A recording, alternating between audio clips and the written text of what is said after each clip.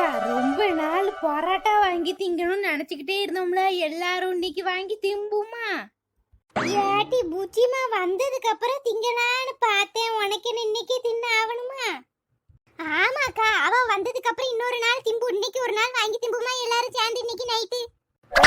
இல்ல, நான் இந்த பிரியாணியை தின்னு நெஞ்சு கரிச்சலாகி தலைவலி வந்து கிடக்கேன். நீங்க என்றானா இப்போ திரும்ப பரோட்டா வாங்கி திங்கணுங்கிய. நீங்க என்னைய கொல்லாம விட மாட்டீங்களோ?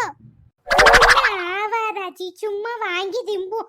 எனக்கும் ஆசை வந்துட்டு இன்னொரு டைம் உங்களுக்கு எது ஆச்சுன்னா திரும்ப ஒரு சுக்கு காபி போட்டு தரேன், அவ்வளவுதானே?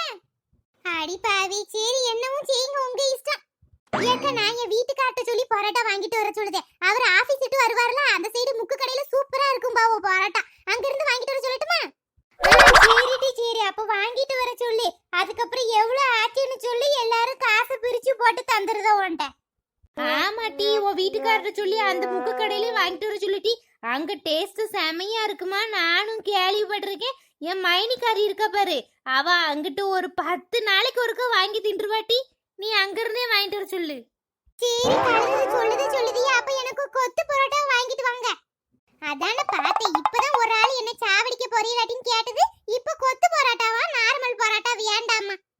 ஏட்டி திங்கன் முடிவாயிடுனா ஏன் பிடிச்சத வாங்கி திங்கணும். சும்மா எல்லாரும் சொல்லதுக்காண்டி எல்லாரும் திங்கதெல்லாம் திங்க கூடாது. நம்மளுக்குன்னு ஒரு டேஸ்ட் இருக்கும், அதை வாங்கி திங்கணும். அப்படி இல்லைன்னா திங்காம கிடக்கணும் டீ. அது சரிதான். ஆனா குருவி கூட ஆச்சி சொல்லுது ஒரு வகையில நியாயம் தான் தெரியுமா? எனக்கெல்லாம் சில சமயம் ஏதாவது திங்கணும்னு ஆசை இருக்கும். வீட்டுல சில சமயம் மாவு இல்லாத நேரம் எப்பமாவது என் வீட்டுக்கார்ட்ட சொல்லி ஏதாவது கடையில சாப்பாடு வாங்கிட்டு வர சொல்லுவோம். நான் இந்த பரோட்டா பிரியாணி ஏதாவது திங்கலான்னு பாப்பேன். ஆனா எங்க அத்தை என்ன தெரியுமா சொல்லும்? 2 சப்பாத்தி வாங்கிட்டு வாழ, போதும் மாவு இல்ல அப்படின்னு சொல்லும். எனக்கு வாயில சொல்லவும் முடியாது. சரி அவ அது கேட்காவல, நம்ம என்ன செய்யன்னு தெரியாம அவ வாங்கிட்டு வரதே தின்றுவேன் தெரியுமா? மனசே இல்லாம திம்மனாக்கும் அத. அதான் உன்னையும் ஒரு மென்டலின்னு சொல்லுதேனா? ஏப்ல லட்டி நீ நினைக்க மாதிரி கிடையாது தெரியுமா? பிளாக்கி சொல்லுதும் சரிதான். நானும் சில சமயம் எங்க வீட்ல எதுவும் வாங்குவோம்ல, வாங்கும்போது அவ்வளோ சொல்லுதே நானும் தின்னுட்டு பேசாம இருந்துருவேன். நம்மளுக்கு பிடிச்சது எனத்தையும் கேட்டு எங்க அத்தை என்ன தெரியுமா நினைக்கும்? இவ இப்படி தின்னு தின்னு அவன் சொத்தெல்லாம் அழிக்கான்னு நினைக்கும். அதை எதுக்கு வம்பு? கழுது எல்லாரும் கூட்டத்தோட கூட்டமா அவ திங்கதே தின்னுட்டு பேசாம இருப்போன்னு இருந்துருவேன்.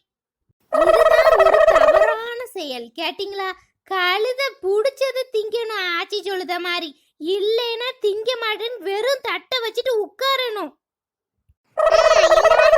நம்ம தட்டு வெறும் தட்டை வச்சுட்டு உட்காரணுமா? அப்படி உட்கார்ந்தாப்ல எங்க அத்தெல்லாம் சந்தோஷம், அவனுக்கு கொஞ்சம் காசு மிச்சமாகுதேன்னு நினைக்கும். உனக்கு உங்க அத்தை மட்டும் தான் நினைக்கும். எனக்கு என் அத்தையும் வீட்டுக்காரரும் சேர்ந்து நினைப்பாரு. பரவாயில்ல, இவ திங்கல, காசு மிச்சம். அது மட்டும் இல்லாம கொஞ்சம் திங்காம இருந்தா குண்டமா கொஞ்சம் ஒல்லியாவது அதனால திங்காதேன்னு சொல்லுவாரு என் வீட்டுக்காரலாம். ஆமாப்ல, இவ்வளவு 2 பேரும் சொல்லதும் சரிதான். உனக்கு மாமியாரோ மாமனாரோ இல்ல, அதனால இதெல்லாம் தெரிய மாட்டேக்கி. வீட்டுக்காரு ஒரு ஆளு, அதுக்கப்புறம் அவ அக்கா தான். இவளுக்கு அப்படி கிடையாதுல, இவ மாமியா கூடயே இருக்கா. இவளுக்கு மாமியா அப்பப்போ வந்துட்டு போறான். இவெல்லாம் கொஞ்சம் அட்ஜஸ்ட் பண்ணி அப்படி இருந்தாதான் வாழ்க்கையை வாழ முடியும். அதுக்கு என்ன, இப்ப நம்மளா சாப்பிடும்போது நம்மளுக்கு பிடிச்சது சாப்பிட்டுக்கிட வேண்டியதுதான்.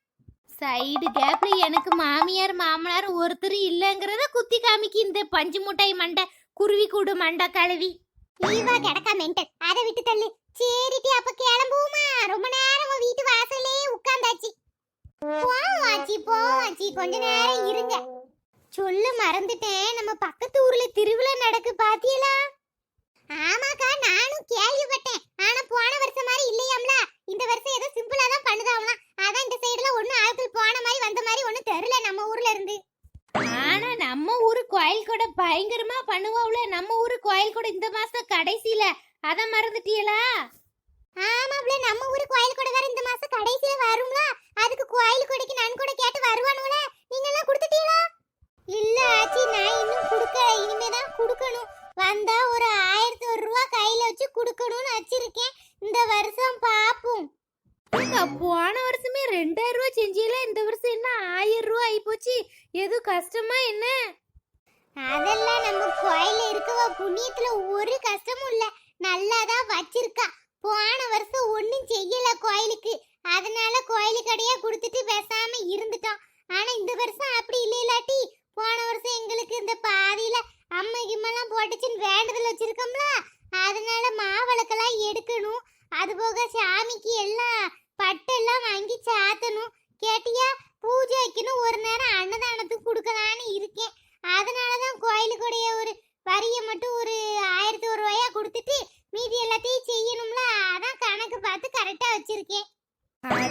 அப்ப இந்த வருஷம் உங்க வீட்ல கோயில் கூட ஜேன்னு தான் இருக்க போகுது. ஆமா பிள்ளைல, வேலைலாம் நிறைய கிடக்கும். வீட்டுக்கு வந்துருங்கன்னா எனக்கு ஒத்தையில சமாளிக்க முடியாது இந்த குட்டை பையிலையும் வச்சுக்கிட்டு. ஆரம்பிக்கல நீலம்பிரியக்கா, உங்க வீட்ல தான் கிடக்கும். கோயில் கூட ஆரம்பிச்சிருந்தா எங்க வீட்ல எல்லாம் என்ன செய்வாவளோ ஏது செய்வாவளோ எல்லாம் எங்க அத்தை கையில தான். எங்க அத்தை என்ன செய்தோ அதான் எங்களுக்கு ஒண்ணும் தெரியாது. ஆனா என் வீட்டுக்காட்ட இருந்து மட்டும் 5000 ரூபாய் கொண்டா கோயிலுக்கு செய்யணும், கோயிலுக்கு கூட சொல்லி வாங்கிரும். ஆனா அது எந்த கணக்குல எழுதுன்னு தெரியாது. சாமி கணக்குல எழுதுதோ, பாதி காசு அது கணக்குல எழுதுதோ. உங்க அத்தைக்காரி தானே, உங்க அத்தைக்காரி அதுவும் செய்வா, அதுக்கு மேலையும் செய்வாட்டி. சரிடி, நான் வாரேன். உட்காந்துக்கிட்டே இருப்பேன். வீடு உள்ள வேலை ஜோலிலாம் கிடக்கு. நைட்டு போல அப்ப போராட்ட திங்கிறதுக்கு வாரேன். யாச்சி என்ன பேசிக்கிட்டு இருக்கும்போதே எந்திரிச்சு ஓடதான் நிக்கிய. ஆனா நீங்க எப்பதாண்டி பேசி முடிப்பிய? மணி இப்பவே 4 ஆயிட்டுலாட்டி. நான் வீட்டுக்கு செத்த நேரம் போயிட்டு கொஞ்ச நேரம் கழிச்சு வாரேன். ஒரு 7 மணி 8 மணிக்கு அவ்வளவுதானே. அதுக்கப்புறம் உட்காந்து பேசுவோம். பரோட்டாவை தின்னுக்கிட்டு. மறக்காம கொத்து பரோட்டா வாங்கிட்டு வர சொல்லுங்கட்டி எனக்கு. குருவி கூட ஆச்சு கொத்து பரோட்டா கிடைக்கலன்னா என்ன செய்யட்டும்? கொத்து பரோட்டா கிடைக்கலன்னா 3 கறியை போட்டு கொத்து கொத்துன்னு கொத்திடுவேன். மரியாதைக்கு வாங்கி வச்சிருங்க. நம்மள போட்டு கொத்திடுவாங்களாம். ஏக்கா, எனக்கு ஒரு ஐடியா. என்ன லட்டி, என்ன ஐடியா? நைட்டுக்கு 4 பேரும் சேர்ந்து பரோட்டா சாப்பிடலான் இருக்கோம்ல, எலியாச்சியும் கூப்பிடுவோமா? அப்படி இந்த 2 கிளவியும் சேர்த்து வச்சிருவோம். தண்ணி சண்டையில பிரிஞ்சத பரோட்டா வச்சு சேர்த்து வச்சிருமா 2 ஏட்டி, இது நல்ல ஐடியாவா இருக்கேன்னு. ஆமாப்ல, 2 சேர்த்து வச்சிருவோம். 2 ஒண்ணு போல ஊருக்குள்ள சுத்திக்கிட்டு கிடந்தது. இப்போ இந்த சண்டையால பிரிஞ்சு கிடக்கு பாரு. ஆனாலும் ஒண்ணு விட்டு கொடுக்காம இது அது வீட்டுக்கு கொண்டு போய் பிரியாணி கொடுக்கு, அது இது வீட்டுக்கு வந்து பிரியாணி கொடுக்கு, பேச வச்சிருவோம். நீ சொல்லதும் நல்ல ஐடியா தான் டி. அப்ப நீ என்ன பண்ணே, நீ இல்ல வரும்போது நீ அந்த எலியாச்சியும் கூட்டிட்டு வா. சரியா? நைட்டு போல எலியாச்சி கூப்பிட்டா வருவாங்களா? அதான் எனக்கு டவுட்டா இருக்கு. அந்த கவலையை நீங்க விடுங்க.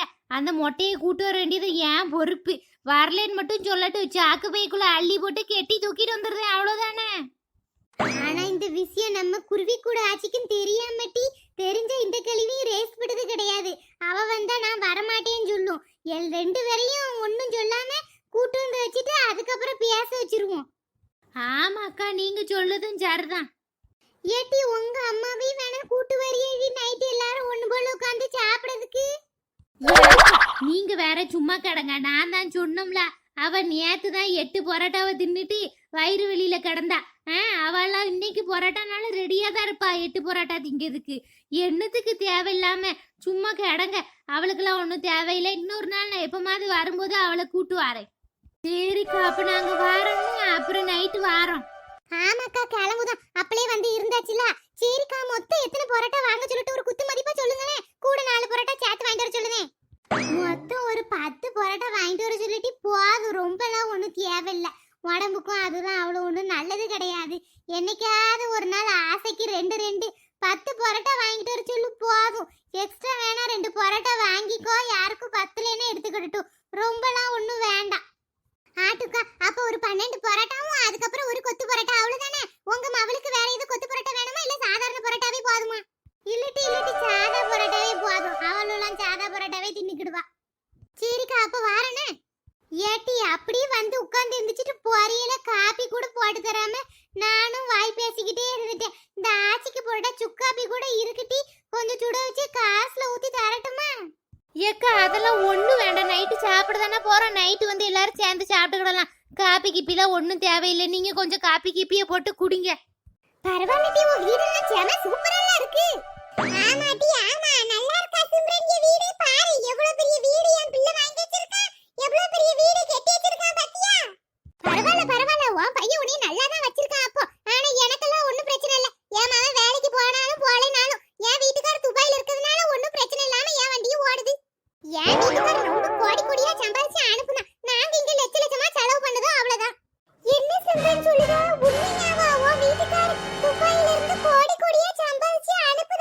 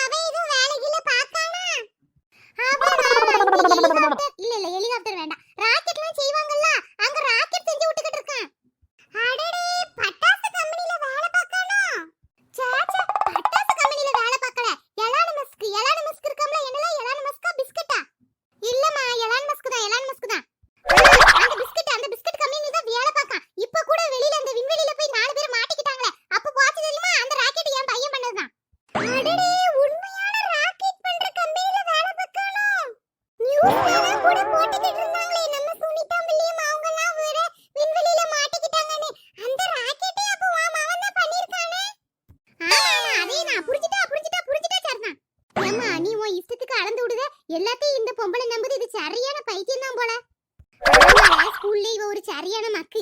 அதான் நான் இவளை செலக்ட் பண்ணி இவ வீட்டுக்கு கூட்டு வந்தேன். பாத்தியால வீட்ல எம்புட்டு காண எவ்வளவு பெரிய வீடு வச்சிருக்கானே. எல்லாம் உனக்கு வரணும்ல, உனக்கு வரணும். ச்சே நீ வந்திருக்க சிம்ரன், உனக்கு ஒரு காபி போட்டு தரலன்னு என் மருமவ எங்க போய் தொலைஞ்சான்னு தெரியல. அந்த கிறுக்கிக்கு வீட்ல இருக்க சுவாலியே கிடையாது. இன்னைக்கு வரட்டும். ஐயோ இது என்ன விருந்தாள் வந்திருக்கு. நம்ம அத்தை நம்மள தேடி இருக்குமே. செத்தோம் நம்ம. வாங்க வாங்க ரெண்டு பேரும் வாங்க. ஆமாமா வந்தாச்சு. நீ எங்க போயிட்ட நீ? நான் உன்னை கூப்பிட்டு பாக்க பெராசல தான் இருந்த. போய் பார்த்தா ஆள காணோம். பாரு கெஸ்ட் வந்திருக்காங்க. உன்னை காண காபி போடுறதுக்கு நான் என்ன செய்வேன்? அது ஒண்ணும் இல்ல தே. நீங்க மீன் குழம்பு வேணும்னு கேட்டீங்களா? அந்த மீன்காரி குரல் மாதிரி கேட்டது பாத்துக்கோங்க தூரத்துல. நானும் ஓடி போய் பாக்க ஒரு தெருவா கேக்கு.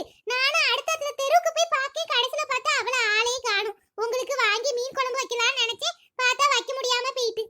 பரவாயில்லையே மருமவ மேல ரொம்ப பாசமா தான் இருக்க போலயே. உனக்காண்டி மீன் குழம்பு வைக்கிறதுக்காண்டி மீன் வாங்க தெருவா அலைஞ்சிருக்கா இம்புட்டு நேரம். ஆமா அவ உண்மையை சொல்லுதாளா பொய் சொல்லுதாளான்னு யாருக்கு தெரியும். சரி ஏமா பிளாக்கி இங்க ஆரி. இவ தான் என் ஸ்கூல் ஃப்ரெண்ட் சிம்ரன். இது அவளோட பையன். இவன் பேர் என்ன? இவன் பேரு ராசுகுட்டி. ராசுகுட்டி. சரிம்மா போய் காபியை போட்டுட்டு வா. அப்படியே வந்து இருக்காவோ. நைட் இங்க தான் சாப்பிட சொல்லணும். நல்ல பெரிய சப்பாத்தி இல்லனா கொஞ்சம் பன்னீர் கறி அப்படி ஏதாவது செய் போ. நைட் எல்லாரும் சேர்ந்து பரோட்டா திங்கலாம்னு ஆசைப்பட்டா அதுல மண்ணெல்லி போட்டுட்டேன். இப்போ யார் இந்த வீட்டுக்குள்ள விருந்தால வரலன்னு அழுதா. இப்போ நான் எல்லா வேலையும் பார்த்துட்டு என்னன்னு அங்க போவேன். என்ன செய்யனே தெரியலையே. ஏடி என்னத்த கண்ணை உருட்டிக்கிட்டு நிக்க? போ போய் வேலைய பாரு. ஏன் மருமவளா ஒரு காசுக்கு ஆக மாட்டா. என்னத்தையும் இந்த சமையல் பண்ணதுனால